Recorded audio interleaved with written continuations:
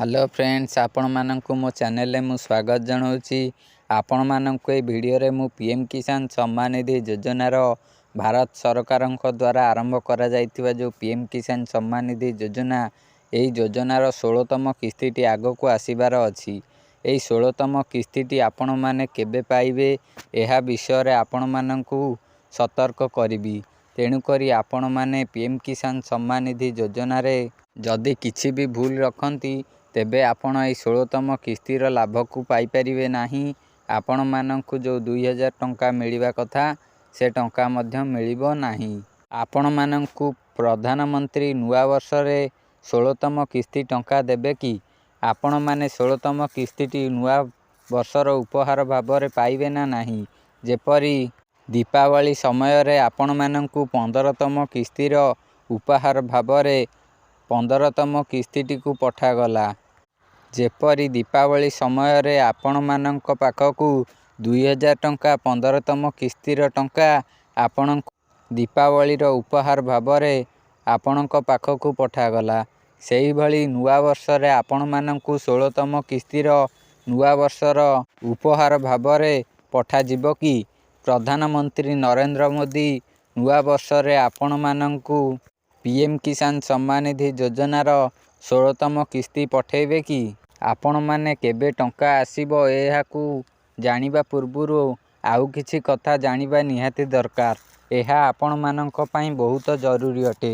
पूर्वरु मु आपण मानकू कहिली सतर्क रहिबाकू पड़िबो। 16तम किस्तीर सतर्क कौन आपण माने रहिबे। 16तम किस्ती आसीबा आगरु आपण मानकू ई-केवाईसी करिबाकू पड़िबो। ई-केवाईसी जेउ भाई माने न करिवे से माने टंका पाइबे नाही।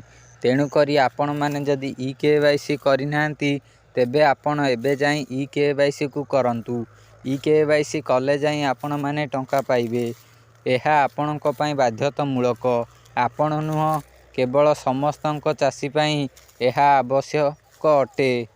जेउ चाषी भाई यही कार्य को न करिवे, ई-केवाईसी अपडेट को न करिवे, सेही चाषी भाई को पीएम किसान सम्मान निधि योजनार लाभ मिलिबो नाही। एबे जानी रखंतु आपण मानकु नुआ वर्ष रे पीएम किसान सम्मान निधि योजनार 16तम किस्ती मिलिबो ना नाही। नुआ वर्ष रे आपण मानकु पीएम किसान सम्मान निधि योजनार 16तम किस्ती मिलिबो नाही। कारण एहा आपणकु एही 16तम किस्ती फेब्रुआरी मास रे मिलिबो। एबे डिसेम्बर मास चलीची, जानुआरी एहा पर फेब्रुआरी आउ 1.5 मास पर आपण मानकु पीएम किसान सम्मान निधि योजनार 16तम किस्ती टंका मिलिबो। केउ डेट रे मिलिबो एहा कन्फर्म करा जाइनी। केउ मास रे मिलिबो मध्य एहा भी मध्य कन्फर्म करा जाइनी। एहा पूर्व वर्षर रेकर्ड अनुसार अनुमान करी कुहा जाउची जे एही 16तम किस्ती फेब्रुआरी मास रे मिलिबो बोली। एहा फेब्रुआरी रे मिली पारे, मार्च रे मध्य मिली पारे। केबे मिलिबो कोनोसी प्रकार ठीक ठिकाना नाही। कारण सरकार एपर्यंत एहार कोनोसी प्रकार डेट फिक्स करनांती। एहा सेही फेब्रुआरी मास रे मिलिबो बोली आशा करा जाउची।